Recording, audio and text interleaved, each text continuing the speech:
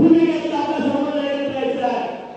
कारण ज्यावेळेस आदरणीय चेतन पाटील असतील, मी असेल, नाना असेल, आम्ही सगळ्यांना एकत्र म्हणजे काम निश्चितपणे चालू केलं.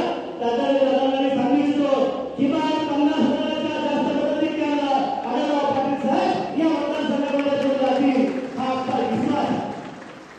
कारण या देशामध्ये काय काम झालं आपल्या सर्वांना माहिती आहे.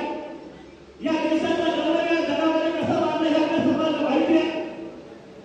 रस्त्यावर जाळा निर्माण करण्याचं काम मोदींनी सरकारने कसं केलं, सामान्य महिलेचा अस्तित्वाचं काम कसं केलं, सगळ्या देशामध्ये मोदी साहेबांचं काम आपल्या सगळ्यांना माहिती आहे. त्याच पद्धतीनं या राज्यामध्ये सुद्धा एक ठिकाण अतिशय चांगल्या पद्धतीने आदरणीय एकनाथ शिंदे साहेब एका निर्णयाची नेता निर्णय घेणारा शब्द असलेला नेता आदरणीय देवेंद्रजींच्या माध्यमातून या राज्यातल्या सगळ्या प्रश्नांचं काम आणि या प्रश्नांना न्याय देण्याची भूमिका असणारा एक नेता आणि आदरणीय दादा अतिशय कर्तव्यदक्ष, अतिशय संयमानं परंतु कार्यकर्त्याच्या मागे उभारणारा कार्यकर्ता अशा तिघांचं सरकार हे निर्णय घेणारं सरकार आहे. आणि घेतलेला निर्णय हा जनतेच्या हितासाठी काम करणारं सरकार या राज्यामध्ये काम करत आहे. आणि मी आधी बोलला मी आपल्या सर्वांना एवढं सांगू इच्छितो, आदरणीय आढळराव पाटील साहेब सांगतील विकासाचा काम केला मतदारसंघामध्ये त्यांच्या माध्यमातून किती झालं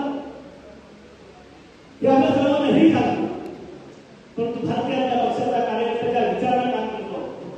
तुम्ही आम्ही सर्वांनी 22 जानेवारीला भगवान श्रीरामांच्या मंदिराचा आनंद उत्सव साजरा केला अतिशय जोरामध्ये साजरा केला. भगवान श्रीराम आपल्या सर्वांचं दैवत आहे, परंतु सर्व जाती धर्माच्या लोकांचं एक अस्मिता आहे ते मंदिर उभं राहिलं.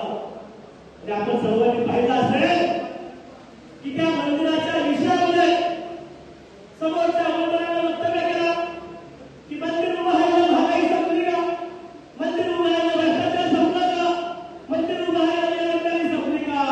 मित्रांनो, महागाई बेरोजगारी भ्रष्टाचारासाठी सरकार काय करत राहणार, परंतु प्रभू श्रीरामांच्या मंदिराचा दाखला दे.